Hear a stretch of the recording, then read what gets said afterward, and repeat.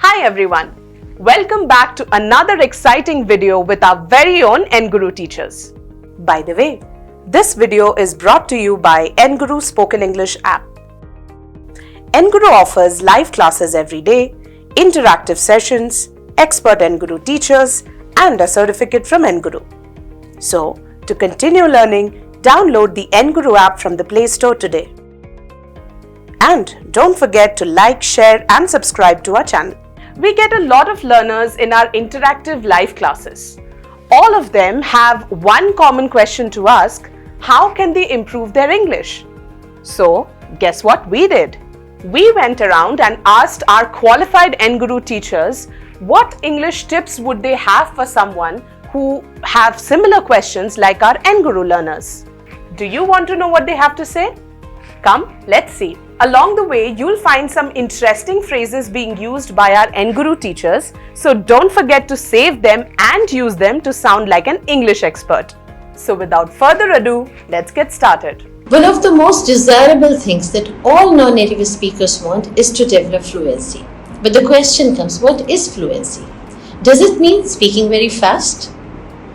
No. It doesn't mean speaking very fast. It simply means that you are able to express yourself confidently without long pauses, with correct vocabulary, pronunciation and intonation. So fluency can be built. It's not difficult, it's not impossible, but it needs some time. The initial stages, we need to work on our language skills, and fluency would come gradually with time. Give yourself some time so that you can speak better. Thank you. So being a language enthusiast, we have sagas to share, right? So, hello there. I'm Swagatika, a trainer at Enguru Spoken English app. And from my personal standpoint, there can be many barriers to learning English as a second language. And the obvious reason being, all languages have their idiosyncrasies. And here's two interesting pain points that I've noticed in my learners. First of them is spelling, because learners usually get confused with words that otherwise unrelated, spelled differently, but sound exactly the same when spoken. For instance, pair, P-A-I-R versus pair, P-E-A-R.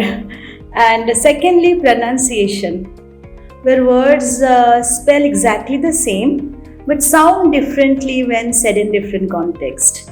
For example, I will read a newspaper versus I read a newspaper. Yeah? It might sound petty, but makes a lot of difference. Hence, I believe considering these parameters prior to engaging lessons may lead to seamless learning experiences for our intended audience. Thank you so much. Good morning, everyone. One of the problems most of my students at Enguru encounter is when they translate from their mother tongue into English, because that's the easiest way to talk in a foreign language. You simply try to put the words from your language into the new language. Unfortunately, it doesn't work that way. We have to remember that European languages have their own grammatical structure. The rules are quite different from Indian languages. So the problem is, I'll just give a sample sentence. Keep the book on the table. Put it into your mother tongue. How does it sound? Do you use the articles? Certainly not. And it makes perfect sense, doesn't it? So this is the problem. Many of my students, when they do a literal translation, they omit the articles, and it takes quite a bit of convincing to make them understand that that's not the way it's done. Ma'am, I really want to learn English, but I don't have anyone to talk to. All my family members and all my friends speak only in our native tongue. So what do I do if I can't practice? How can I ever become a fluent speaker? This is one of the many concerns that students at Enguru have, especially the new students. You might have heard people say that if you want to learn a new language, for example English, so you need to completely immerse yourself in it. right from the time you wake up in the morning till the time you go to bed. You need to listen to English programs, you need to read English books, you need to speak in English. Only then can you become a fluent speaker. So for those of you who worry that you don't have anyone to talk to in English, I'll give you a suggestion. You can join a platform like Enguru, which offers group classes. So that not only do you have an opportunity to talk to your trainer in English, but you will also have a conversation with your co-learners. So your problem of having somebody to talk to is solved. You would not have just one person, but you will have many people to talk to in English. So why not give it a try? Hi. So while taking classes in Enguru, I come across certain questions which students generally ask me based on the problems that they face while they try to speak in English. So today I shall be discussing about those questions and I will give certain ways to overcome these problems. Okay, so the first question that students generally ask me is that, ma'am, I really feel low in confidence. The second question is that, ma'am, words come to my mind but I can't frame it up in a proper sentence. So what can I do?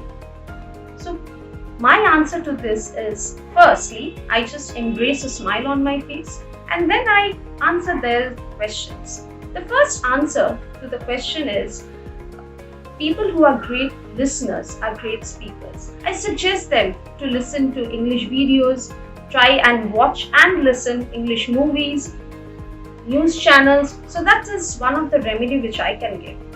The second way out which I tell them is, don't rush, go slow.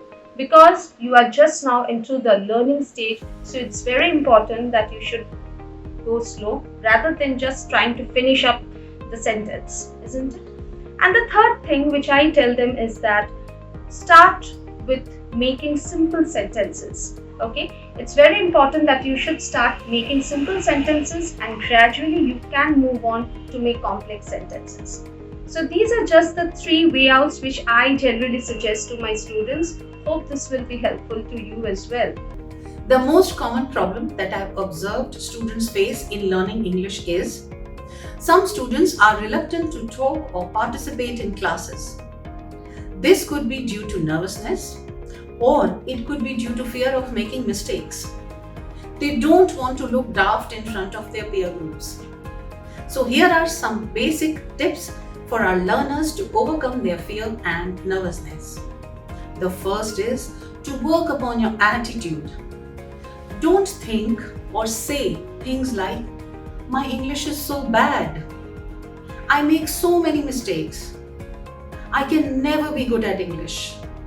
Instead, say things like, I already know some basic English. I'm learning more and I'm improving. Secondly, stay calm.